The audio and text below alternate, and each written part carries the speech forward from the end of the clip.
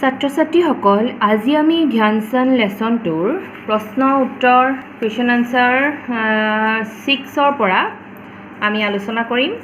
ইয়াৰ আগৰখিনি পাৰ্ট 1 আৰু পাৰ্ট 2ত আমি দি থৈছোঁ, তোমালোকে ডেছক্ৰিপশ্যন বক্সত লিংকটো চাই ল'বা। এতিয়া এক্টিভিটি নাম্বাৰ 6ত কি কৈছে চোৱা, work with a friend, consult a dictionary and match the word in column A with their meaning in column B. ইয়াত column A আৰু B কিছুমান ইয়াত কিছুমান ৱৰ্ড দিয়া আছে, ইয়াত তাৰ মিনিংখিনি খেলি মেলিকৈ দিয়া আছে, আমি মিলাব লাগিব আৰু এই কামটো আমি ডিক্সনেৰী চাই কৰিব লাগিব। আৰু এই কামটো একচুৱেলি এইটো নিজে কৰিবলৈ দিয়া কাম, নিজে কৰা কাম একচুৱেলি। ইয়াত এটা ডিক্সনেৰী কেনেকৈ চাব লাগে তাৰ এটা হিণ্ট দিয়া আছে। Look at the top or bottom margin of the dictionary pages to find out the first word and the last word on that page. আসলে ডিক্সনেৰীখনত ৱৰ্ডবিলাক একাধিক্ৰমে দিয়া থাকে আৰু ওপৰত ধৰা এনেকুৱাত ওপৰত ধৰা এতিয়া এই পেজটোত ধৰা FA লগা ৱৰ্ডবোৰ আছে, FAME ফেম। এতিয়া FA থাকিব, তাত আমি ওপৰত কিবা বেলেগ এটা ৱৰ্ড লিখা থাকিব, FA লগা এনেকুৱা ধৰা লগাত লিখা থাকিব। সেই পেজৰ পৰা আমি হিনটো লৈ পেলাই আমি সেই তেনেকুৱা পেজটাত আমি বিচাৰিব লাগিব ৱৰ্ডবিলাক।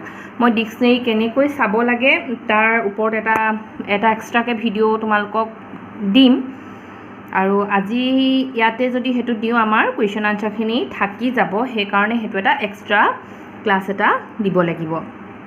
আজি জাষ্ট যিহেতু ইয়াত আনচাৰ মানে মিনিংখিনি দিয়াই আছে, সেইকাৰণে আমি চাই লওঁ আহা। Fame, FAME fame. এতিয়া ফেমৰ লগত ইয়াত কোনটো মিলিব,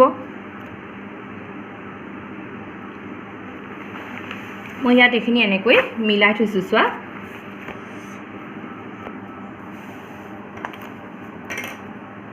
fame, the state of being known by many people. এনেই ধৰা আমি ফেম বুলি ক'লে কি বুজোঁ, এটা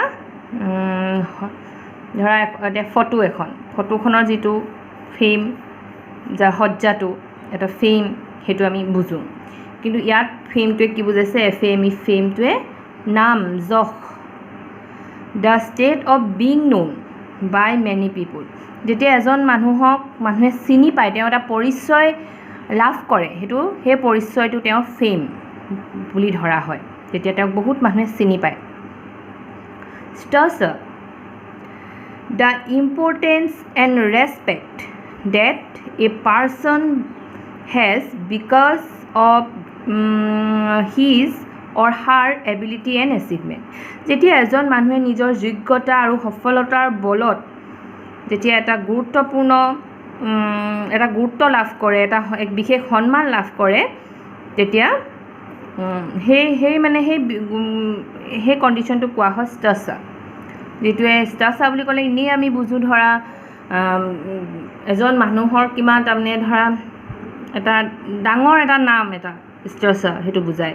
ধৰা এনেই ষ্টাৰ্চাৰ শব্দটোৱে আকৃতি বা উচ্চতা তেনেকুৱা বুজায়। যেতিয়া নিজৰ সফলতা আৰু যোগ্যতাৰ বলত এজন মানুহে উচ্চ শিখৰ আৰোহণ কৰে আৰু তেওঁ গুৰুত্ব লাভ কৰে, সন্মান লাভ কৰে, সেইটোৱে হৈছে ষ্টাৰ্চাৰ। Legends, a very famous person, especially particular field. একোখন বিশেষ ক্ষেত্ৰত, সেয়া খেলৰে হওক, অভিনয়ৰ ক্ষেত্ৰতে হওক বা সংগীতৰ ক্ষেত্ৰতে হওক, এখন বিশেষ ক্ষেত্ৰত যেতিয়া এজন মানুহে জনপ্ৰিয়তা লাভ কৰে, তেতিয়া বা সফলতা লাভ কৰে, তেতিয়া তেওঁক কোৱা হয় লিজেণ্ডছ। তাৰমানে বিশেষ সফলতা, এনেই কোনোবাই গান এটা গাই কেইদিনমানৰ কাৰণে জনপ্ৰিয় হৈছে সেইটো নহয়। ধৰা লিজেণ্ডছ বুলি ক'লে আমি গানৰ ক্ষেত্ৰখনত ভূপেন হাজৰিকাৰ নাম ল'ব পাৰোঁ, কলা সংগীতৰ ক্ষেত্ৰত আমি জ্যোতিপ্ৰসাদ আগৰৱালা, লক্ষ্মীনাথ বেজবৰুৱা, এনেকুৱা ধৰণৰ ব্যক্তিসকলক আমি লিজেণ্ডছ বুলি ক'ব পাৰোঁ। তাৰ নেক্সটটো আছে visibility, how far something can be seen. এটা বস্তু কিমান দূৰলৈকে স্পষ্টভাৱে দেখা পোৱা যায়, যিকোনো এটা বস্তু কিমান দূৰলৈকে আমি স্পষ্টভাৱে দেখা পাম, সেইটোৱে হৈছে ভিজিবিলিটি WIZARD wizard বা wizard a person who is especially good at something যিকোনো এটা কামত বা যিকোনো এখন ক্ষেত্ৰত এজন মানুহ বিশেষভাৱে তেওঁ পাৰদৰ্শিতা দেখুৱায় যি বিশেষভাৱে তেওঁ দক্ষ সেইজনকে কোৱা হয় উইজাৰ্ড তেনেহ'লে এইটো ফেমটো হ'ব কোনটো এইটো সেকেন্ডটো হ'ব ষ্টাসা এইটো হ'ব লিজেন্স হ'ব এইটো তাৰপাছত ভিজিবিলিটি হ'ব এইটো উইজাৰ্ড হ'ব এইটো হ'ল এতিয়া আহোঁ এক্টিভিটি নাম্বাৰ 7 লৈ কি কৈছে চোৱা here is another exercise to practice the new word you have learn তোমালোকে যেতিয়া যিখিনি নতুন ৱৰ্ড শিকিলা সেইবিলাক ৱৰ্ডৰ আন এটা মানে অনুশীলন দিয়া আছে say the words aloud and match the word in column A with their synonyms in column B one is done for you তেছুৱা কি কৈছে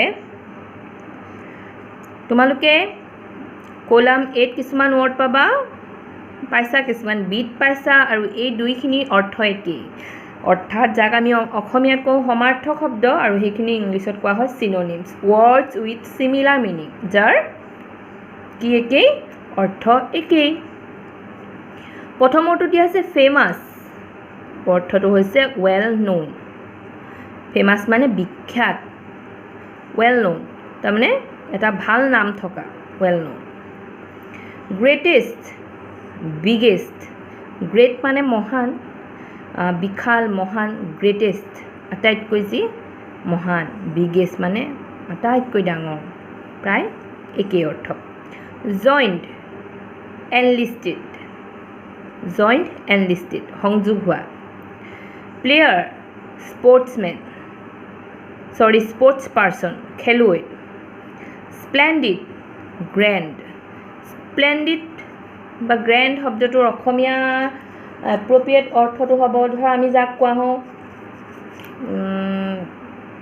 ভব্য একদম মানে এটা ডাঙৰ ধৰা এক বিশাল আয়োজন বা তেনেকুৱা ভব্য মানে সভ্য গব্য ধৰা অকণ আভিজাত্য টাইপৰ তেনেকুৱাবিলাকক কোৱা হয় স্প্লেণ্ডিড বা গ্ৰেণ্ড ডাঙৰ ভব্য তেনেকুৱা ধৰণৰ এতিয়া আহিছোঁ আমি activity number 8 read the following information given in the lesson তলত কেইটামান আমাৰ লেচনত দিয়া ইনফৰমেশ্যন কেইটামান দিয়া আছে সেইকেইটা পঢ়িব কৈছে number A Dhyan Chand joined the British army at the age of 16 মই এই জইন্ট ৱৰ্ডটো তলত কি কৰি থৈছোঁ আণ্ডাৰলাইন কৰি থৈছোঁ ধ্যান চান্দে 16 বছৰ বয়সত ব্ৰিটিছ ইণ্ডিয়ান আৰ্মিত জইন কৰিছিল যোগ দিছিল he attained international stars in the field of hockey তেওঁ হকীৰ খেলত আন্তঃৰাষ্ট্ৰীয় খ্যাতি অৰ্জন কৰিবলৈ সক্ষম হৈছিল He owned the title of Hockey Personality of the Century. তেওঁৰ শতিকাৰ মহান হকী খেলুৱৈ হিচাপে তেওঁ এটা উপাধি জয় কৰিবলৈ সক্ষম হৈছিল ইয়াত মই ৱৰ্ড কেইটামান কি কৰি থৈছোঁ আণ্ডাৰলাইন কৰি থৈছোঁ চোৱা জইন্ড এটেইনড ওন এই গোটেই তিনিওটা সেন্টেন্সে কি বুজাইছে আমাক অতীতত হোৱা কৰ্মৰাজিৰ কথা বুজাইছে Dhyanchand joined British army at the age of 16 ধ্যানচান্দে ব্ৰিটিছ ইণ্ডিয়ান আৰ্মি 16 বছৰ বয়সত জইন কৰিছিল তেওঁ আন্তঃৰাষ্ট্ৰীয় সুখ্যাতি অৰ্জন কৰিবলৈ হকী খেলত সক্ষম হৈছিল হি owned the title of hockey personality India hockey personality of the century তেওঁ ঘটিকাৰ হকি মহান হকি খেলুৱৈ হিচাপে এটা উপাধি জয় কৰিবলৈ সক্ষম হৈছিল এই তিনিওটাই অতীতত হোৱা ঘটনা আমাক দেখুৱাইছে মানে ব্যক্ত কৰিছে ইয়াত কি লিখিছে চোৱা all these sentences talk about things that already happened যিবিলাক ঘটনা অলৰেডি ঘটি গ'ল হৈ গ'ল সেই কথাবিলাক ইয়াত এই তিনিটা বাক্যই ব্যক্ত কৰিছে when we talk about events or action that took place at a definite time in the past we use verbs in the simple past tense যেতিয়া অতীতৰ নিৰ্দিষ্ট সময়ত ঘটি যোৱা ঘটনা এটা বাক্যত প্ৰকাশ কৰা হয় বাক্যই প্ৰকাশ কৰে তেতিয়া আমি সেই বাক্যটোৰ ভাৰ্বটো আমি কিহত প্ৰকাশ কৰোঁ সিম্পল পাষ্ট টেন্সত প্ৰকাশ কৰোঁ সিম্পল পাষ্ট টেন্সত সিম্পল পাষ্ট টেন্সে কি বুজায় অতীতত ঘটি যোৱা কিছুমান ঘটনা ব্যক্ত কৰে নাও লুক এট দিছ সেন্টেন্সেছ এতিয়া এইখিনি লৈ চোৱা Dhyan Chand remains the greatest hockey player of all time সকলো সময়ৰ অতীতৰ বৰ্তমানৰ ভৱিষ্যতৰ এই তিনিওটা সময়ক অল টাইম বুলি কৈছে ধ্যান চান্দ আটাইতকৈ মহান হকি খেলুৱৈ বুলি সকলো সময়তে তেওঁৰ নাম ৰৈ যাব থাকিব সেইটো মানে সেইটো আজিও হৈ আছে কাইলৈও হ'ব অতীততো হৈছিল এতিয়াও হৈ আছে সেইটো আমি কিহত ধৰিম সিম্পল প্ৰেজেন্টত ধৰিম এতিয়া বৰ্তমানো এইটো হৈ আছে আৰু এইটো হৈ থাকিব sun is a Hindi word for moon এইটো কোনো অতীতৰ বা ভৱিষ্যতৰ বুলি কথা নাই এইটো হৈ আছে যে এইটো এটা চিৰসত্য বাক্য নিচিনা যে হিন্দীত সান শব্দটোৱে কি বুজায় মুন বুজায় অৰ্থাৎ জুন বাইক বুজায় we are reading an autobiography of Dhyan Chand আমি ধ্যান চান্দৰ এখন কি পঢ়ি আছোঁ জীৱনী পঢ়ি আছোঁ আত্মজীৱনী পঢ়ি আছোঁ কেতিয়া পঢ়ি আছোঁ এতিয়া পঢ়ি আছোঁ সেইটোৱে কি বুজাইছে কৰি আছোঁ কামটো আমি প্ৰেজেণ্ট কণ্টিনিউৱাছ আমি কি কৰি আছোঁ উই আৰ ৰিডিং আমি কৰি আছোঁ এতিয়া ধ্যান চান্দৰ আত্মজীৱনীখন আমি পঢ়ি আছোঁ when we talk about events or action that took place in the present we use simple present and present continuous যেতিয়া আমি বৰ্তমান সময়ত ঘটা ঘটনাৰ কথা কওঁ বা ঘটি থকা বা যেটো ঘটি থাকিব সেইবিলাক কথা কওঁ সেই ক্ষেত্ৰত আমি সিম্পল প্ৰেজেন্ট আৰু প্ৰেজেন্ট কন্টিনিউয়াছ টেন্স ইউজ কৰোঁ Here are some sentences that mention events that have not yet happened. ইয়াত আকৌ কেইটামান সেন্টেন্স দিয়া আছে তাত কি কথা ব্যক্ত কৰা হৈছে যি কেইটা ঘটনা এতিয়ালৈকে হোৱা নাই ভৱিষ্যতেহে হ'ব future tense We are celebrating Dhyan Chand's birthday shortly. আমি অতি সোনকালে ধ্যান চন্দৰ জন্মদিন পালন কৰিম I shall buy a copy of the biography of Dhyan Chand. মই ধ্যান চন্দৰ এখন জীৱনী কিনিম এতিয়ালৈকে কিনা নাই কিনিমহে আৰু আমি অতি সোনকালে অতি শীঘ্ৰেই ধ্যান চন্দৰ জন্মদিন পালন কৰিম Dhyan Chand will remain a source of inspiration for all sports person. Dhyan Chand কি হৈ ৰব সকলো খেলুৱৈ all sports person সকলো খেলুৱৈ কি হৈ ৰব source of inspiration উৎসাহৰ উৎস হৈ ৰব তাৰমানে ধ্যান চন্দৰ যি কাহিনী ধ্যান চন্দৰ লাইফৰ কথাবিলাক সকলো খেলুৱৈৰ বাবে সদায় অনুপ্ৰেৰণাৰ মূল উৎস হৈ ৰব প্ৰেৰণাৰ উৎস হৈ ৰব হেতু এটা ফিউচাৰ টেন্সত কোৱা আছে When we talk about events or actions that will happen in the future We use will or shall or other verbs in the present tense. These verbs are used to talk about future time. ভৱিষ্যতৰ বিষয়ে আমি যেতিয়া কম তেতিয়া shall লগাম, will লগাম আৰু ইয়াত কি লগাইছে are celebrating. এইটো আমি are celebrating present continuousতে কৈছে কিন্তু ইয়াত কি লগাই দিলে shortly, যিটো অতি শীঘ্ৰেই হ'ব, সেইকাৰণে এইটো ফিউচাৰ টেন্সলৈ গুচি গ'ল। এইটো প্ৰেজেণ্ট টেন্সৰ ভাৰ্বে লগাইছে are celebrating কৰি থৈ আছে, কিন্তু যিহেতু ইয়াত shortly অতি শীঘ্ৰেই আমি পালন কৰিম।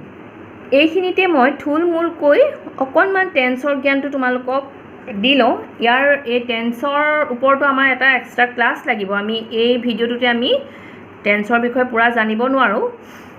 আমি এতিয়া যে এই কথাখিনি আমি টেন্সৰ ওপৰতে আমি পঢ়িলোঁ, পেজ নাম্বাৰ 36ত আমি টেন্সৰ বিষয়ে আমাক দিয়া আছে, কিন্তু অকণমান আমি আৰু অকণমান জানি লওঁচোন আহা। এই কিতাপখনত কি আছে চ' তিনিটা চেণ্টেঞ্চ দিয়া আছে। The man sells apples, the man sold apples, the man will sell apples. মানুহজনে আপেল বেচে, মানুহজনে আপেল বিক্ৰী কৰিছিল আৰু মানুহজনে আপেল বিক্ৰী কৰিব। তিনিটা কালত দিয়া আছে, যিটো অতীতত তেওঁ বিক্ৰী কৰিছিল, তেওঁ এতিয়া বিকে, বৰ্তমান বিকে তেওঁ আপেল, অতীতত চ'ল্ড বিক্ৰী কৰিছিল, বেচিছিল, দ্য মেন উইল চেল বিক্ৰী কৰিব বা বেচিব। এই তিনিটা কাল বা টেন্সত অতীতকাল, এইটো বৰ্তমান কাল, অতীতকাল, ভৱিষ্যৎকাল। এইটো দি আছে টেন্স প্ৰধানকৈ তিনি প্ৰকাৰৰ, present tense, past tense, future tense, বৰ্তমান, অতীত, ভৱিষ্যত। আৰু এই তিনিওটাকে চাৰিটা ফৰ্মত ভাগ কৰা হৈছে, চিম্পুল অৰ ইনডেফিনিট, কণ্টিনিউৱাছ, পাৰফেক্ট কণ্টিনিউৱাছ। এই চাৰিটাকে কি কৰা হৈছে, তিনিওটা ফৰ্মত ভাগ কৰা হৈছে। প্ৰেজেণ্ট টেন্সৰো তিনিটা ফৰ্ম আছে, simple present, present continuous, present perfect continuous. ঠিক তেনেকৈ পাষ্ট টেন্সৰো আছে, simple past continuous,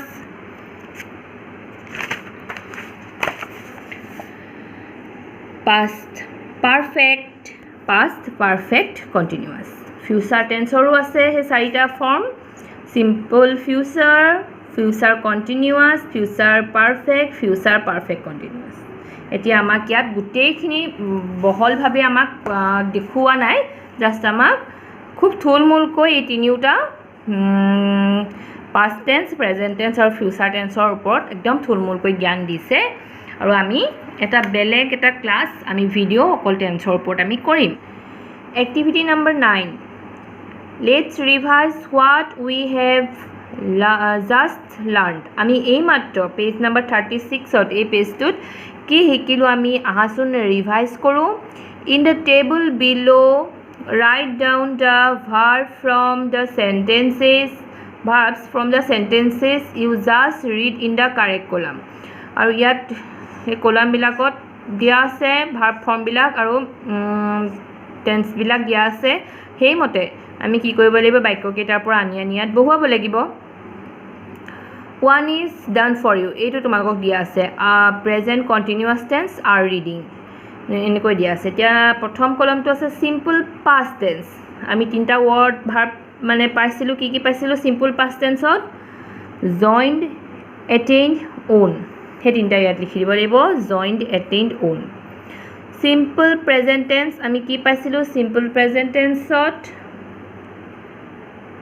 remains, is, সেইকেইটা ৰিমেইনছ, ইজ।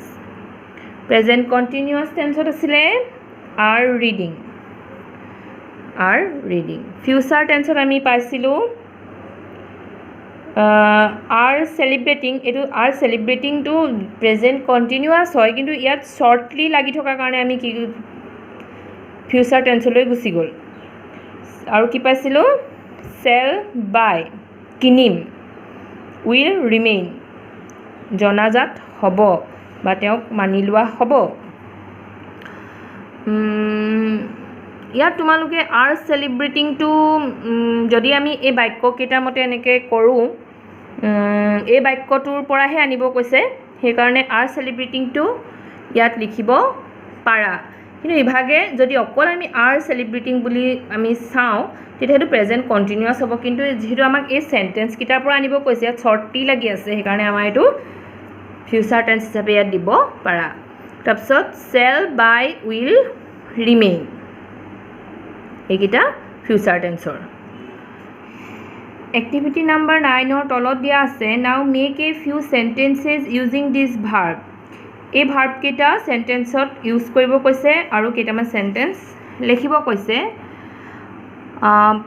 মই প্ৰথমটো লিখিছো চোৱা হি স্মাইলড এণ্ড জইনড আছ ফৰ ডিনাৰ তেওঁ হাঁহিলে আৰু আমাৰ সৈতে নৈশ আহাৰত যোগদান কৰিলে পাষ্ট টেন্সৰ he attained the position of minister তেওঁ মন্ত্ৰিত্বৰ পদ লাভ কৰিছিল they won the game easily তেওঁলোকে খেলখনত খুব সহজেই জয়লাভ কৰিছিল ইট ৰিমেইনছ হিয়াৰ এইটো ইয়াতে থাকে বা এইটো ইয়াৰে হয় ইয়াতে থাকে ইট ইজ ট্ৰু এইটো সত্য হয়